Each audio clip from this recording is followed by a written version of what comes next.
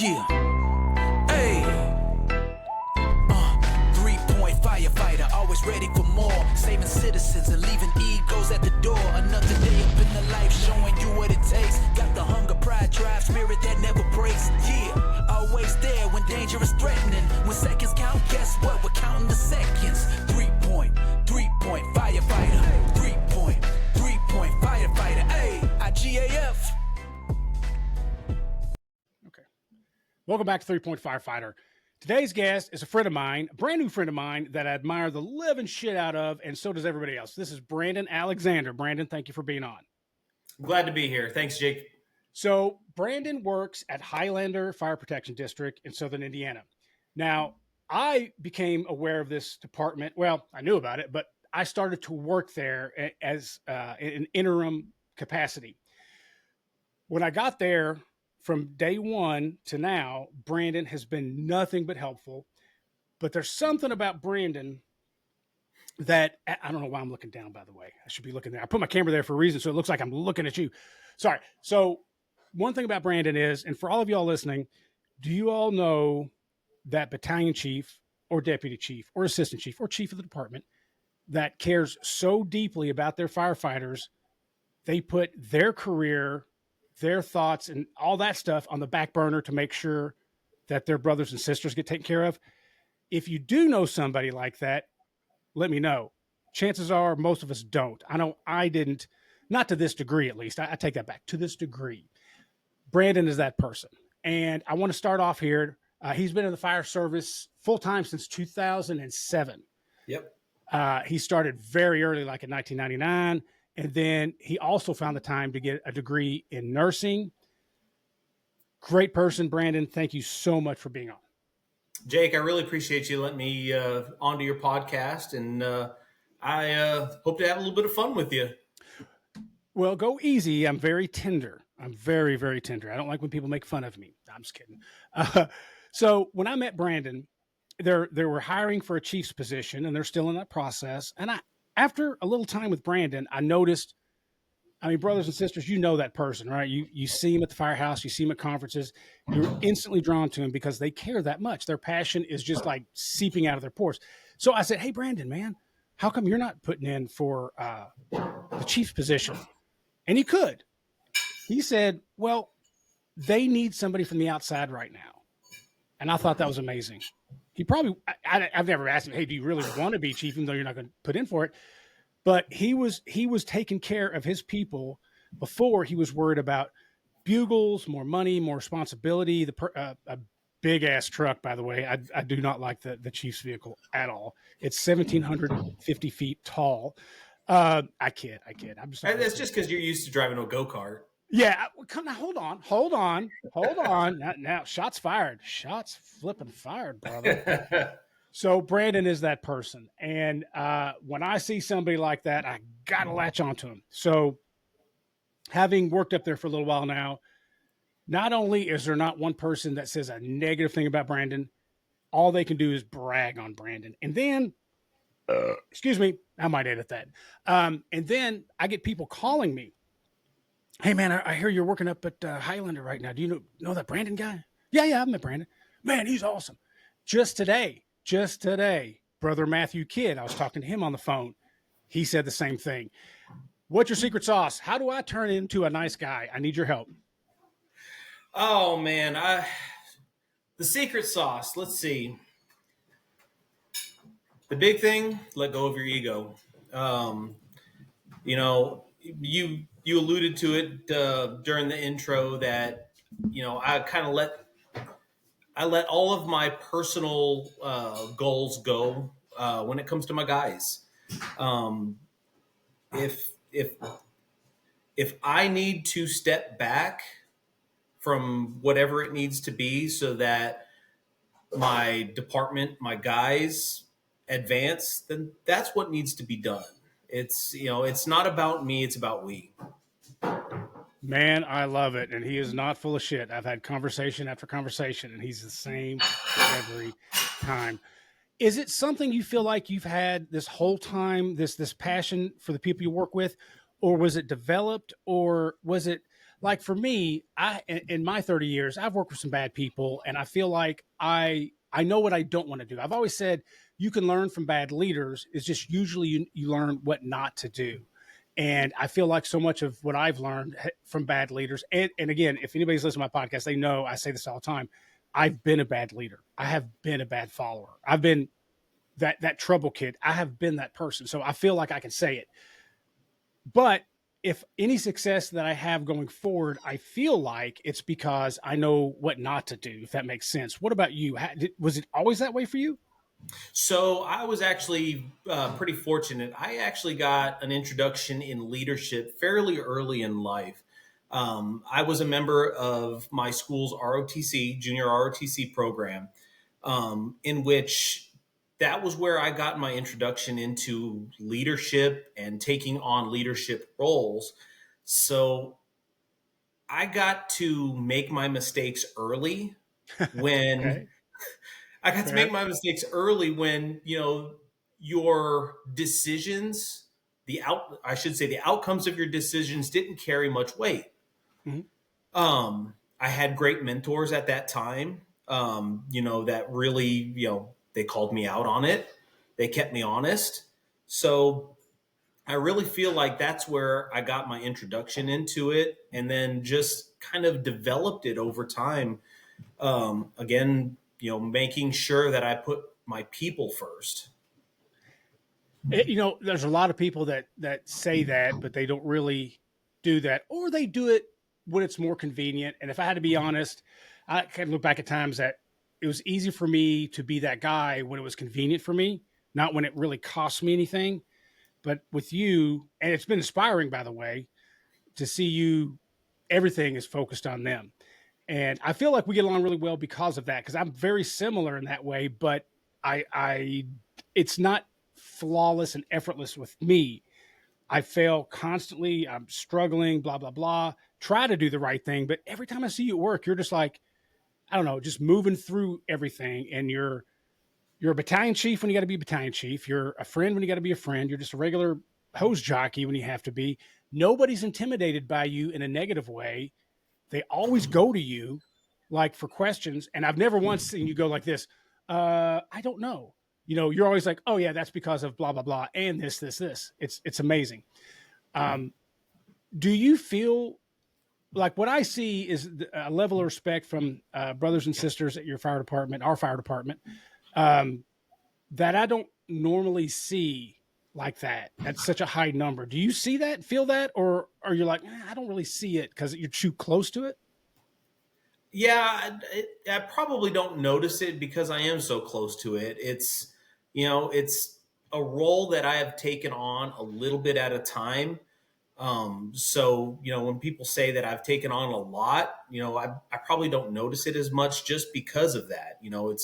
It's not been, you know, really just thrown on me. I've kind of just taken on and taken on and taken on.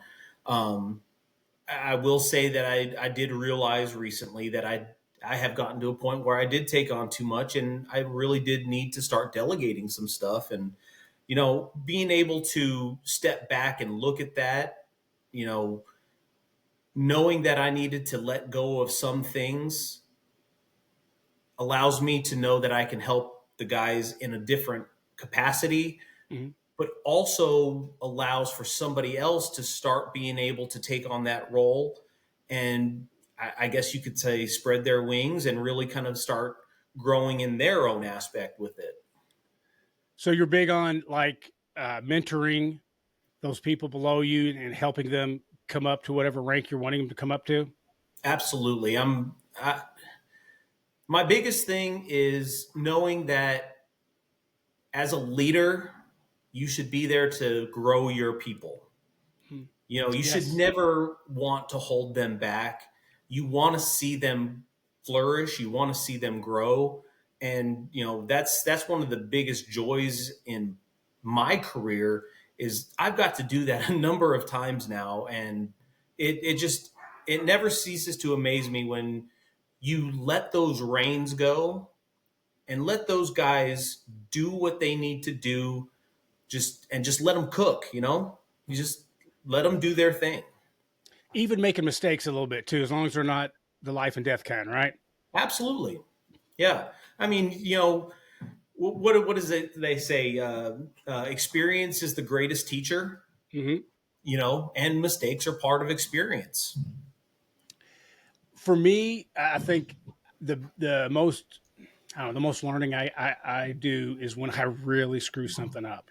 I try not to screw it up twice, but it's not like I'm going around trying to fail, but I do see the value in that. I feel like when I do something completely stupid and it blows up in my face, I really don't want that to happen again. And I also don't want it to happen to anybody else. I was doing a class today. You were conveniently not there for whatever reason. I'm not making, I know what you're going to say. It's not your work day, Shucks. but it was the class that you saw yesterday. And one of the things I was talking about was the importance of the brotherhood and sisterhood, and how we have to give them the benefit of the doubt. We talked about confabulation, and when although people are saying something that goes against what you think, they're not lying intentionally. We had another great class today with all the students and everything. Let's brag real quick on Highlander Fire Protection District and their firefighters. Some of the best firefighters, honestly, I've ever been able to work with. And I've worked with some great firefighters down in New Albany.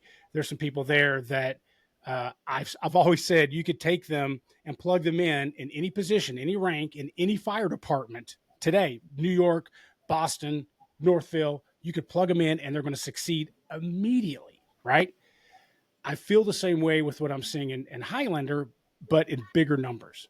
I'm seeing great firefighters they're my favorite thing's training. They are just loving training, loving it. I'm seeing a lot of people that care about each other. One of the neatest things I saw, I got to brag on Highlander here. One of the neatest things I've ever seen was there's a rank structure within Highlander that I think I found out today there might be a couple rank structures that no matter what shift they are on, they all share a text. And in these texts are everything to make the department better, right? Like pass on information. Hey, what do you think we should do about this? It's truly the firefighters taking control of their fire department and having an active role. And when I saw that, it just knocked me out. I was like, this is so cool. Oh There's yeah. no clicks. There's no, well, don't add him to this. It's simply, hey, we're all captains, or we're all lieutenants, or we're all assistant chiefs, battalion chiefs, whatever it is, sergeants. They get together and they seem to talk constantly about the fire department. I love it. I just think there should be an app. They should invent an app called Highlander, and you just sit there and talk to your people of your rank about making your department better every day. And that's what they do. Am I wrong? Am I lying? Am I blowing No, smoke? not at all. Best. When you talk about the guys there, the guys and girls, they are a group of individuals who love their craft, they love their art, and they want to do right for the community. They do. So, if it's, so much as making sure that, hey, guys, by the way, the left front tire on the brush truck was a little on the low side. Let's keep an eye on that. They're going to make sure that they do that. Yep. Absolutely, man. It is great. I come home energized every day. I come home energized. My wife is not used to, because usually I come home just tired, exhausted, a long day. I come home so excited. And then when I leave, I can't wait to leave. Right. And I did not expect that. When I thought I'd be working there for a little bit, I was like, okay, I'm going to do this and it's going to be fun. I'll have a good time. My joke is if they called me in spring or summer, I would have said no. I was just bored in the winter. But I see now I'm there to learn something, and it's important. It's really important. And I'm so excited every time I come home, every time I go to work. My wife is like, dude, you really like it, don't you? I'm like, dude, it's like, to me, I feel like that first year of the fire service when you're out of the academy and you get to go to the firehouse finally, that smell and the gear and the clothes and the uniform and the people. I have that now every single day. It's awesome. And it's not because of me. And it's probably not a whole lot of you. I think it's a whole lot of their rank and file. They just ooze passion for their community. I think it's great. Have I bragged on them enough, or should I brag on them more? Nah, I think they've had enough. If they find out we're talking too good about them, they'll stop doing what they're doing. That right, they'll turn into jerks. They're going to pull the old Jake card. Um, so obviously, firefighting. It seems to me, at least firefighting stuff comes easy to you. Being in the firehouse, dealing with issues, the trucks, everything. So, what made you want to be a firefighter? You started really young too. So, what was it that said, "All right, that's it. I'm going to be a firefighter"? So at the time, Highlander was actually known as Lafayette Township Volunteer Fire Department back when I joined on, or late 90s. And they had this old hand-me-down marquee sign, like one of the ones that light bulbs are missing. You know, we have mismatched letters, different colors, all that kind of good stuff. But on the marquee, they had put up a sign that said, "What if you were having an emergency and nobody was there to help?" And it just kind of struck a chord with me. I was like, yeah, what happens? I kind of already had a desire to want to help. I was already working in a hospital at the time. So I kind of started already having that, wanting to make that connection with people and wanting to help them. And so I happened to have a friend that was in high school with me at the time, and we both went in. We both joined right about the same time that there was another group of incoming young juniors. We were it was 5 or 6 of us, all from the same school, all started at the same time. Last man standing. You win. I won. But yeah, that was how I started. I can even still remember one of the first couple of times being in there, one of the old guys just pulling me to the side and said, "Hey, you've been coming around now a couple of weeks. I'm going to give you a task." He took me over to the coffee pot. He said, "On Monday nights when we have our trainings, I want you to make sure this coffee pot's full." Okay. All right. He goes, "And by the way, usually the guys get here about 30 minutes before training starts. They like to have their coffee early." So I kind of feel like he gave me that little nudge that said, "Hey, plan on being here a little bit earlier, kind of go above and beyond." Yeah. So I kind of took that and run. That was kind of my first task, I guess you could say, in the fire service. The guys liked my coffee, so a little pat on my back there. And from there, it was just, I guess they saw that I actually was doing what I was asked, and it just kind of blossomed from there.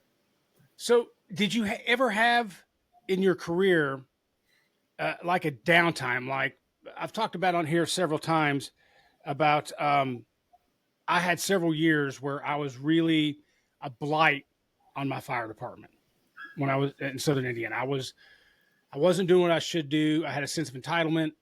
I was a big jackass. That's all I was a big jackass. So, did you ever have any times like that, like where you're just like down on the job, not feeling it anymore, upset with whatever it is? It could have been crews policies, chiefs, mow the lawn. I don't care. Is there anything that sent you down that path? My personal life. Oh. Yeah, my personal life got to me at one point in my career. This has been probably, I guess this has been about 6 years now. I got to a point where my fire life and my personal life was they were butting heads, and I was actually to the point where I was just about to leave, just because my personal life was getting the best of me, and I was ready to bow out. Fortunately, I fortunately or unfortunately, I don't know which yet, but I ended up, I had applied for a job outside of the fire service, and I got turned down. So having a family, I can't be without an income. So I got turned down for that job. So I was like, well, we'll stick this out a little bit longer. And from there, things kind of started to turn around. The chips kind of fell where they lay with my personal life, and I just kind of latched onto my fire career to keep me going. That's Fortunately, not I had a great group of buddies there. Also, they were they were my North Star when I was at my worst. So the fire service does take its fair toll on family life sometimes. It did for me. I got my first divorce out of the way in the fire service. And I remember for me personally, how going to work every day was such a struggle for me. Having a divorce in the firehouse was the worst. yeah, It took a long time for me. I'm not sure what you're talking about. I'm just telling you my thing. I never really, it didn't affect like whether I wanted to stay or not, but I was an entirely different person. 24 hours seemed like, 96 hours because you can't go anywhere. You can't do anything. You don't have any real privacy. And at the time, you couldn't really talk about it openly. We're talking, late 90s, early 2000s. They didn't want to hear that stuff. So it's a lot to go through. And like I said, it's taken its toll on families. With that said, when you come out the other side, I think you're smarter and better for it.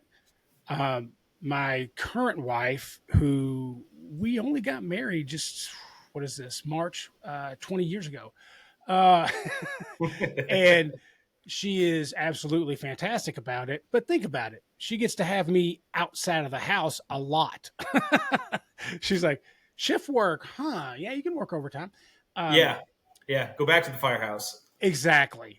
I think being younger in the fire service and getting married young, like I did, I think that's a lot for someone, a relationship to take. I'm not saying they all fail. I hope none of them fail, but I do see how they fail. But when you're a little bit older, a little bit smarter, you learn to balance those things quite a bit. When the most I learned about the fire service was when I retired. Right after I retired, I talked about this today. They said, "Hey, Barnes, you coming over? Or Jake, you coming over here for breakfast?"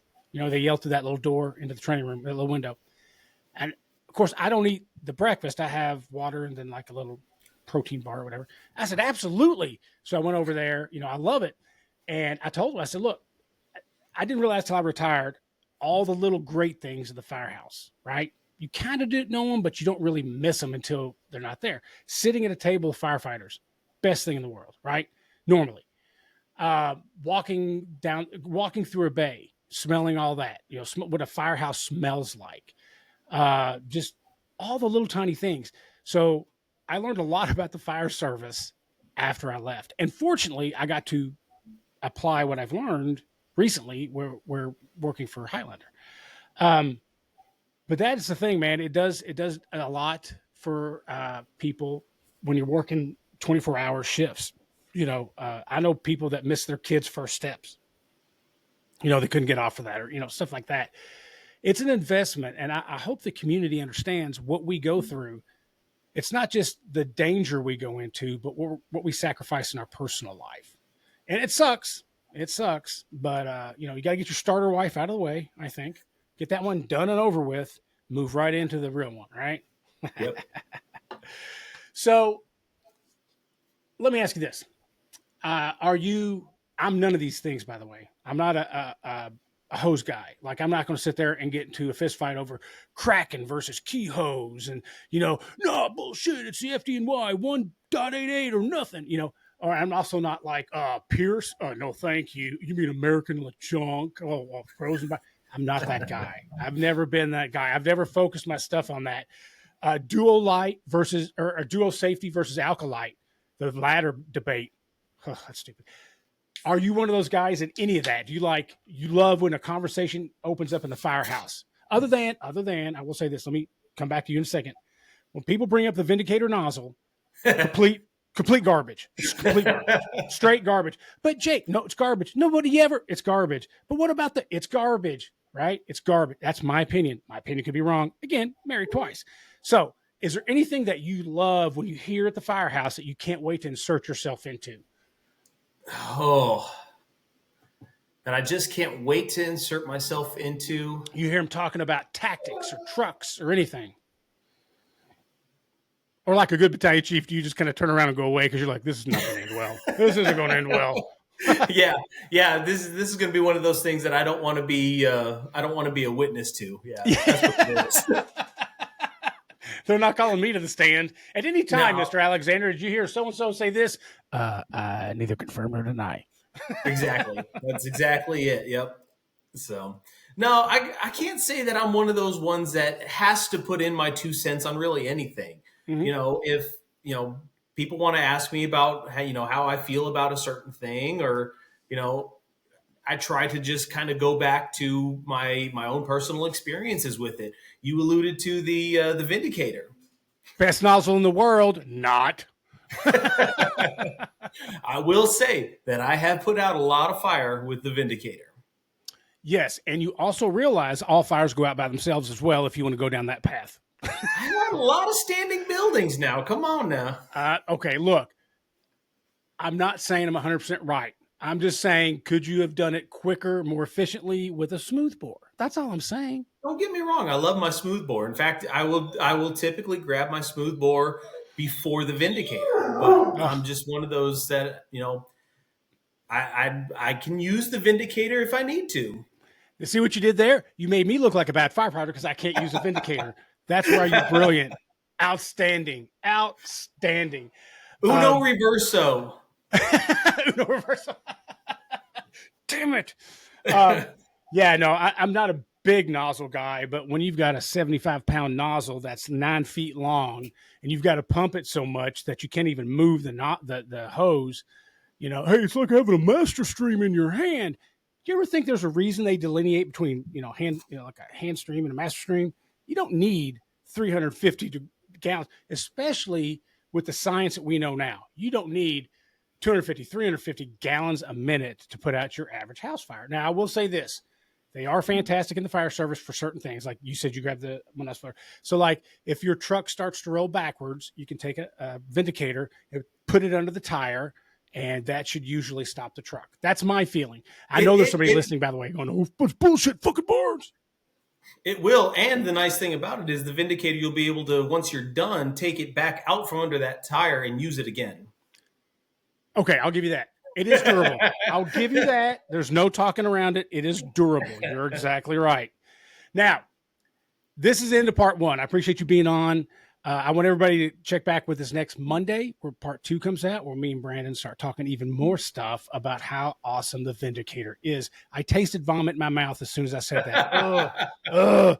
Brandon, thanks for being on. I look forward to seeing you next week, brother. Jake, I really appreciate it, and I can't wait. Oh, also, wear the same clothes next week, all right? I'm going to wear the same clothes. Wear that and be in the same place. You ready? Okay. All right. See you next week. All right. I appreciate it. And we're back. I feel so stupid saying that stuff sometimes. It's fun, though.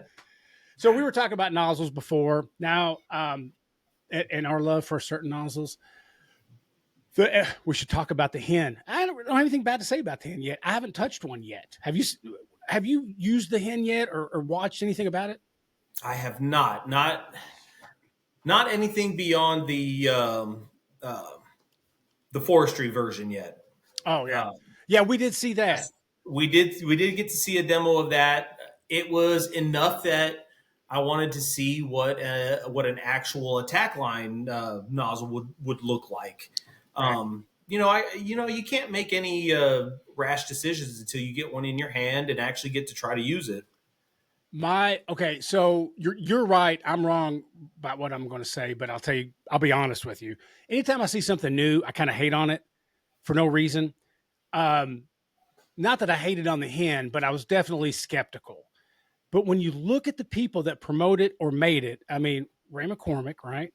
And then the people that promote it, it's you can't poo-poo the nozzle without poo-pooing them and their experience, right? So I believe in them. I trust them.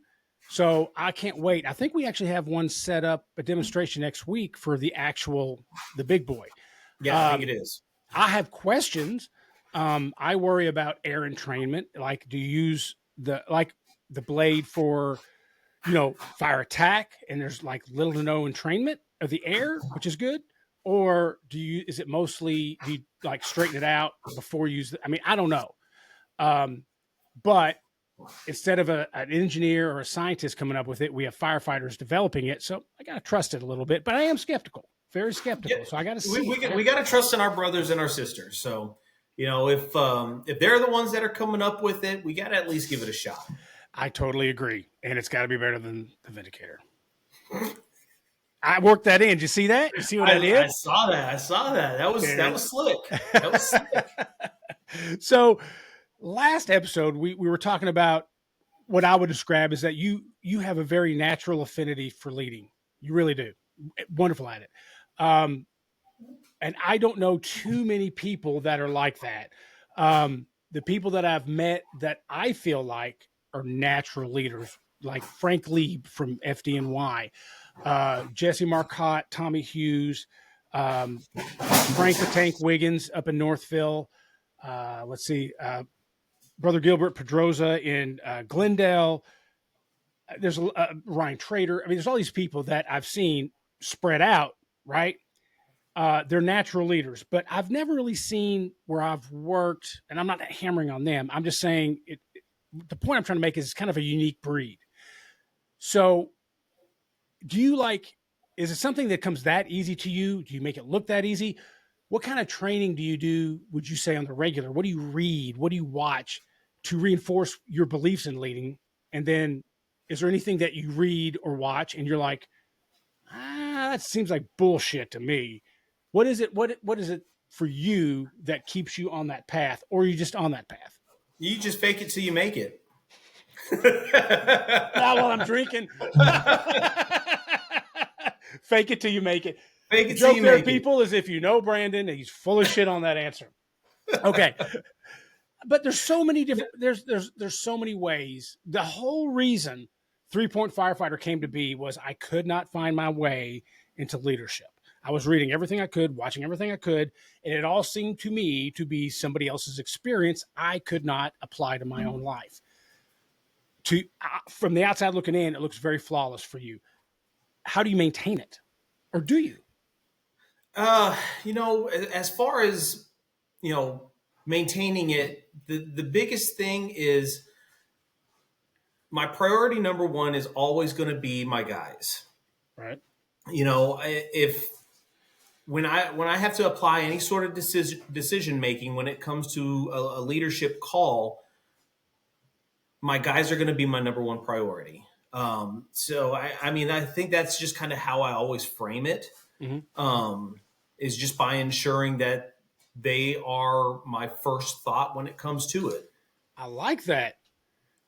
You're kind of taking ego all the way out of the equation, taking you out of the equation. Really, you're just like, okay, does it benefit them or not benefit them?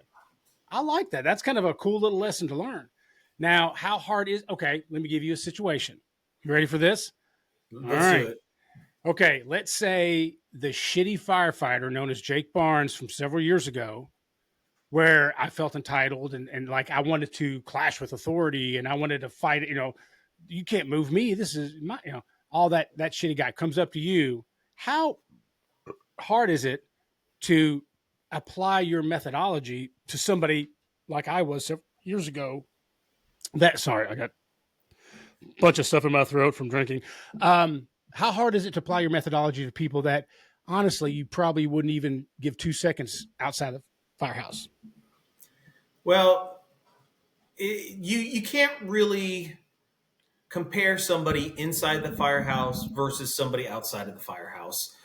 Fair. These people that we call brother and sister inside of our firehouse, they are exactly that. They're our brothers and our sisters, and you can't just write them off, particularly if they're going through a bad period in their life. It's, as a leader, as a friend, as a brother, it's, I don't want to say it's your job or your duty to figure it out for them, but to at least be there to be a sounding board, to be that person that they can come to in confidentiality, for insight. So, the guy that's really down on his luck at the time, he's the one that I'm going to try to lift up as much as I can. I think that's amazing, man. It's a struggle every single day for me because I always want to do the right thing. I think majority of the time I do, but then I see assholes like you that just make it look easy. You know what I'm saying? It's like when you watch somebody hit a golf ball that's a professional and they drive it that far, and you're like, well, shit, all I got to do is what they do. And then you go out to the driving range and it goes right 3 feet. It drives you nuts. I've always Let's been go hit obsessed. some golf balls and I'll make you feel better about yourself. Well, looks like Friday we'll get to do that. Next Friday we'll get to do that. It just, to me, I guess if I had one thing that I would love to sit and talk about more than anything, for me to learn something would be leadership. That like I want to pick the brain of every person that I come across so I can steal their nuggets of information, because I feel like our brothers and sisters deserve the best leaders. My thought is what I try to apply, and we've had these conversations, is the servant leadership. The higher you go in rank, the more you serve. I really believe that's what it is. It's almost like you're not a chief officer. You're like a logistics person. What do you need, and how can I facilitate that for you? Right? It's not about I'm the chief. I was just talking to Matthew Kidd about this when I told you we were talking about you a little bit, but we talked about, if you have to tell somebody you're a chief, or you throw a fit screaming and yelling at somebody on the floor because you want to be the alpha, not only you're not the alpha, you're also not the chief, right? If you got to tell anybody, it's that old saying, if you're good, you tell people. If you're great, people tell you. And I feel like through tons of mistakes, by the way, tons of mistakes, that you need to be a servant. You need to be there for them. One of the things I always think about looking back on it, when some people that I've worked with that were chief officers, when it came to ordering, say, a truck, a new engine, whatever, they wouldn't do a whole lot for a committee. They wouldn't put a committee together. This chief officer would design the whole thing, and then that's what you got, right? Well, that doesn't make any sense, because that chief officer doesn't ride that truck. You need the people that ride that truck in that district should be designing that truck. Now, could you say, all right, we got X amount of dollars to spend. We're looking at Pierce, Rosenbauer, Seagrave. Please stay within that area. We're not looking for, air-conditioned cabinets for our jaws. And then let them go. Let them design it for themselves. And then you just help and facilitate. You don't tell them. Well, I've seen it more the other way, where the chiefs get involved and say, no, we're doing this, this, and this. And they, if they want to design an Explorer, with a nice, radio and everything, satellite, fine. But I think when it comes to servant leadership, you have to let go of any, I hate using this word, please take it the right way, power, you know what I'm saying? Or not authority. I think authority is totally different. But you've got to let it go and let your people trust in their people to do the right thing. And you're just there to help. What can I do to help you? Right? Absolutely. Yeah. I mean, when it comes to stuff like that, we're not the ones on the truck. We're not the ones picking up the equipment,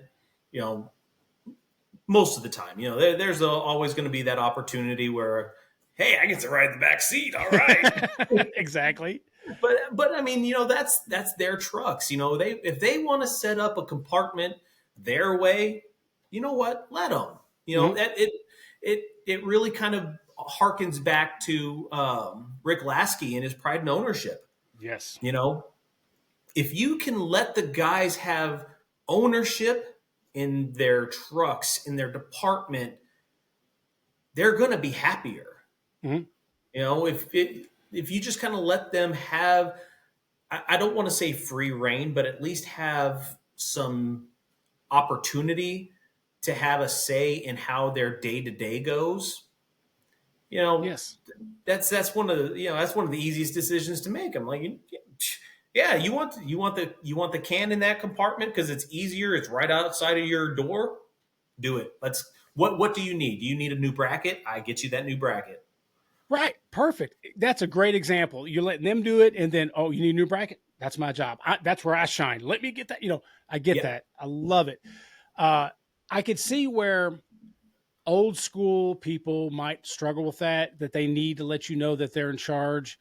And I don't think every chief that does that is the worst in the world because it all depends on the department, the community, the firefighters. I get that. Some people like for me, perfect example. When I was in the military, I loved it. I loved being told what to do. Oh my God, best cheat code in my life. I didn't have to think. Wake up at this time, go to this place, do this thing, come back and repeat tomorrow. Loved it. So I could see where some people like that idea. But I think also through multi generations, you and I have been in the fire service a long time, 30 years, right? Plus. Yep. Um, that was another burp. But and you've seen all kinds of leaders, you've seen all kinds of things, but you have to understand the different generations. So if I try to apply Gen X, by the way, the best generation ever, suck it boomers, Gen X philosophies and ideas to Gen X or Gen Y, Gen Z, I'm probably going to fail, right? But if I understand those generations, whether I agree with the general thoughts about it, doesn't matter. My goal is to make a better firefighter, a better fire department. So my thing is, you have to learn it. One of the phrases that I used to say that is horrible now, knowing this, was they joined us, we didn't join them, right?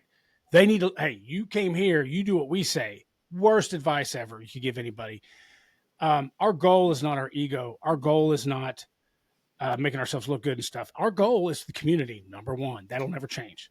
How do you reach that? How do you achieve that goal? Well, you got to work backwards from that. You got to understand the generations, understand your firefighters, know what they need, what they don't need, and then step in. Now, have you ever made a mistake in your life, Brandon? Oh, absolutely. Thank you. If you'd said no, I probably would have believed you. But another part of the leadership is owning up to your mistakes, right? I have worked for people that have, and I've worked for people that haven't. I personally have, and I personally have not. It's hard sometimes to do that, but I think we keep coming back to the same thing by accident. At least I think so. That ego, while needed in your life, probably is not needed as a leader. If you can get that ego, throw it away, and do exactly what you said. Today I'm going to work to make my firefighters better, right? That's what you're doing. You're not going to rip ass so they know you're a battalion chief, right? Matter of fact, so one of my favorite departments is Northville Fire Department. I've literally interviewed everybody there because I love their culture. They have got an amazing culture. They take care of their community. But when I go there, my friend is I think one's an assistant chief, one's a battalion chief, one's a lieutenant. Okay. When I'm there, and I've taught up there too, but when I'm there, I go visit and stuff. I never ever see anybody say Chief Marcotte, Lieutenant Wiggins, Chief Hughes. It's like, hey, Tommy, hey, Jesse. And it's a very respectful workplace. They do not take advantage of the informality, and none of the officers that I've seen so far go, oh no, my name is Chief. No, they're like that. They're like, hey, what do you need, man? It's a great template. And when I think of that and I see how you go to work and how you do things, it's the same exact thing. Have you ever wanted that that thing? No, call me chief or call me captain. Or did you? No, That was never it. It was never it. No, I know you've heard it. People come to me. It's hey B. It's B. Yeah, hey B. That's what everybody calls me. I'm B. Yep. And I realized, and I go back to my ROTC days. I realized that the whole formality, calling somebody by their rank, and just absolutely that being the all-encompassing thing that they're known by. I can remember going on a trip, and we were on a military base. I was a cadet officer, and I passed a superior officer walking behind him. So I did not see his actual rank. And so I respectfully, by your leave, sir, and you address me by my rank. And I mean, just 5 minutes of just absolute berating to a cadet, Right. I wasn't actually in the military. I was a cadet at the time. So, it was right there that I was like, the rest of the time in through ROTC, I did not expect anybody to address me by my rank. You had mentioned something earlier. There's a difference between power and authority, and which was a brilliant point that I made. Absolutely amazing. I'm super absolutely. smart. Thank you. Absolutely. Yep. You definitely get more. People appreciate your authority more if you're not flexing power. Wow. Hold on a second. You blew my mind. Say that again. That was awesome. That's going to be a bumper sticker. Say it again. People respect your authority more when you're not flexing your power. Fuck that. If you don't write a book about that, that's awesome. That's perfect. That hit me. That got me, man. You got me. You win. You win the podcast. You know what? If that's the only thing that you need to put on your podcast for that, then so be it. It's that good. It really is that good. I love it. Yeah, I can really only think of my entire career having to raise my voice 2 times. One was because somebody was driving erratically and they almost ran us off the road, and I yelled at him to get the truck back on the road. And then another time was where 2 individuals were having a shouting disagreement, and I had to flex my power at the moment. Right. Flex my authority, I should say. Did they listen to you though when you did? Oh, absolutely. So and the fact it makes that, sense though, because if it's not your default setting to flex your power, right? When you do have to flex your authority, it's listened to and like, holy shit, did B just yell at us? Yeah. I think that's brilliant. And I said I was sorry for yelling at the other guy. I don't know why you're going to bring that up. That's just, man, you're being a jerk now. So, okay, let's see here. You're writing a book on leadership. Okay, you're writing a book on leadership. You've got a publisher already. They cannot wait to have it. What's going to be your first chapter? What's going to be your last chapter? Ooh, I like that. First chapter. Learn to love the job before you ever want to promote. All right. Do I have a clapping button on here? Yes. Okay. Love it. If you go any better after that, I'll be surprised. That's fucking awesome. Learn to love the job before you promote. Love it. Good advice. What's the last chapter? I'm going to have to ride on somebody's coattails here, and that's leave the service better when you leave. Then leave the service better when you leave than when you joined. Yes, absolutely. Big shout out to my brother, retired Brian Gadd. He retired as a deputy chief. No, he was the number 2. I can't think of the rank right now. Sorry. But he would say that all the time. And he would say that to me across the hallway when I was training officer. He would say, leave it better than you found it, basically. Yeah. And like you, when he said stuff, you listened, right? He wasn't that way. I remember that. So you kind of gave me you kind of took me back a little bit. So big shout out to Opie Brian Gadd. Best of the best. That's awesome, man. And are you mentoring those fantastic firefighters at Highlander, consciously, or do you find yourself leading them, sort of not deceiving them, but you just notice little things about him and that person's going to be a good sergeant or a captain, and so you give them little tasks or drop little bits of nugget on them? Is that something you do pretty constantly? Yeah. That's Yep. outstanding. I did it. I will say that I did it a lot more as a captain. You have a little bit more closeness with those guys when you're a captain than when you're sitting in an office. Mm-hmm. I can think of I can think of one shift in particular where my senior man, a senior guy on the truck, he was trying to start taking more tasks on in an officer's role, and he was doing interviews one evening. So we happened to have one of our part-time guys on, and again, he was a go-getter. He did anything that I asked him to do, and I felt very confident with him. To the point where I asked him to do anything, he would get it done. He would just get it done. Well, we ended up getting a really weird call. It was an odor of smoke in the area. It turned out to be a house fire. Oh, damn. Yeah. I'll have to tell you the whole story one time, but we ended up, things got a little bit hairy because we ended up having to reposition the trucks because it was, a little bit down the road. And so my senior guy's not on the truck. I'm stuck with, I shouldn't say I'm stuck with, I have a younger guy, but those were those times where I just kind of let my guys grow. I was trying to let one grow into an officer, and then I was trying to let a probationary grow into a young firefighter. And I tell you what, he ended up becoming a great fireman. I mean, just absolutely great. I mean, he just crushed it on that fire too. So Now, you don't have to mention names unless you want to, but do I know that person? you do.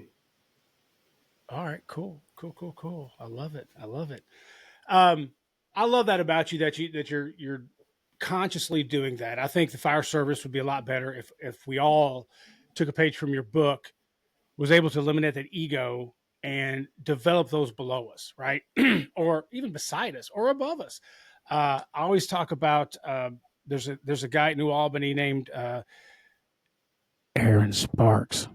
Now, Aaron Sparks and I did not get along that well because we both love training, we both love the fire service, and we just butted heads. Now he's one of my most trusted fire confidants, I would say. If I want to talk fire shit, I'm gonna talk to him. Now he's gonna curse me out. He cursed me. He's a firefighter. Right? He might be a sergeant by now, but he would curse me out as a battalion chief, right? And he would do it in front of other people from outside the department, and they would go, "He just called you a pancake eating." He would call me a pancake eating, big eared motherfucker. I'm sorry for the curse words. And people would go, "You let him talk like that?" And I'd always say the same thing. If you can hustle as hard as that guy right there, you call me whatever you want. He earned the right. I do like pancakes. I'm not gonna lie. But he is an amazing. What were we talking about? I started thinking about something else. I can cut this out. That's the beauty of it. I'm in charge. But what were we talking about? Talk about the growth of your people. Okay. So Aaron, he was many years ago, he was a firefighter, right? He would train his sergeants and his captains. He would make them train. It wasn't like, "Hey, can we do this?" He would force them to train. And guess what? They did. Aaron was right. Aaron's an abrasive little motherfucker, don't get me wrong, but he's always right. He's right in what he does. And to this day, he does the same thing. He's with a really good crew right now. One of the best truck company crews down there.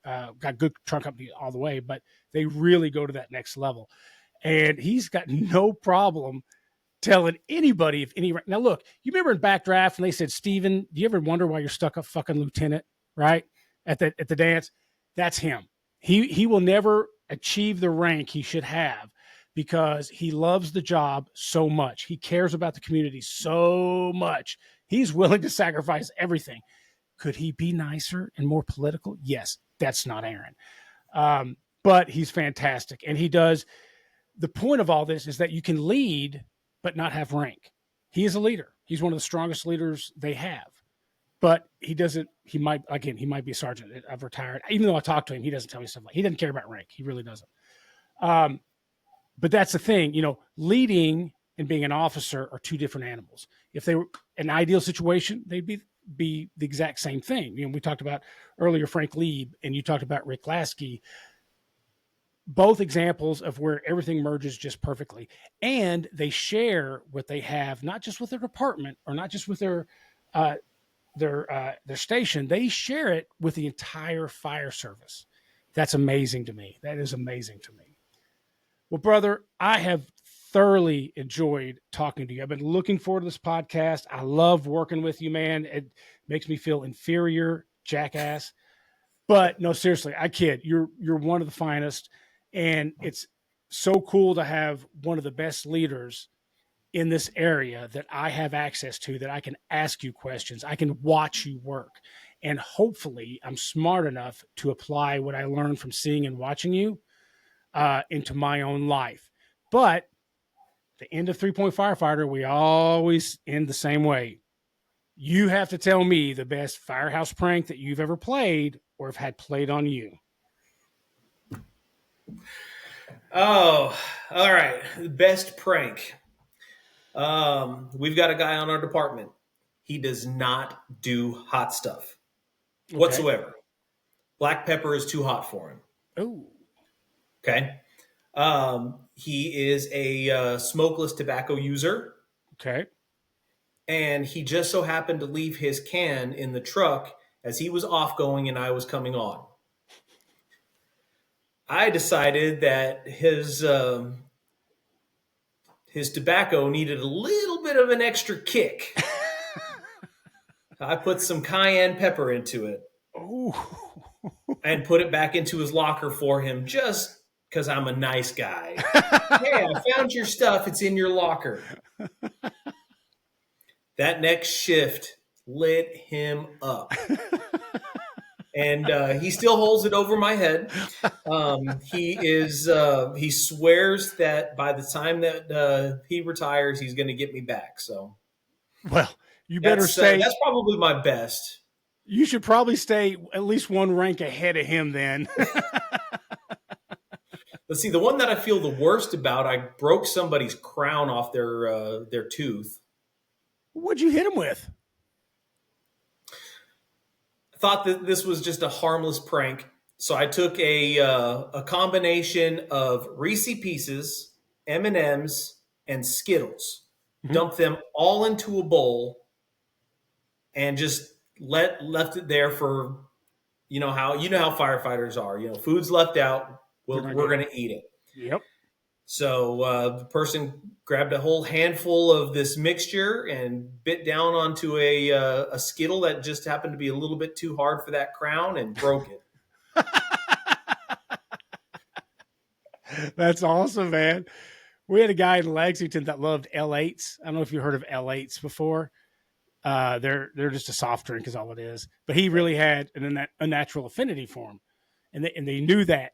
And so they would buy like 6 or 7 L8s. They'd throw them in the fridge, and he would eventually get one. Usually whenever he went to bed, because, he wanted one. And then he would stay up all night long. He couldn't go back to sleep because he'd drink that soda. And they knew that, so they would always set him up so he never got any sleep. I love it.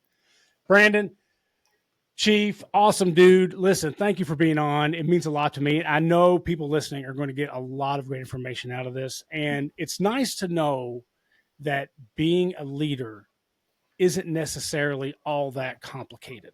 It's about being a good person, taking your ego out of it. If I'm understanding, you don't leave words in your mouth, and really, truly caring about your people.